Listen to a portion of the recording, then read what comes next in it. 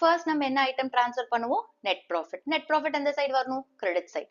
So, by profit and loss account, 1,20,000 rupees.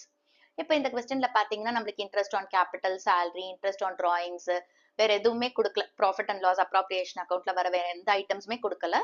So இதே தான் நம்மளுக்கு ரெண்டு சைடுக்கும் total. So credit side total தான் ஜாஸ்தியா இருக்கு. அதே தான் நம்மளுக்கு டெபிட் சைடுக்கும் டோட்டல்.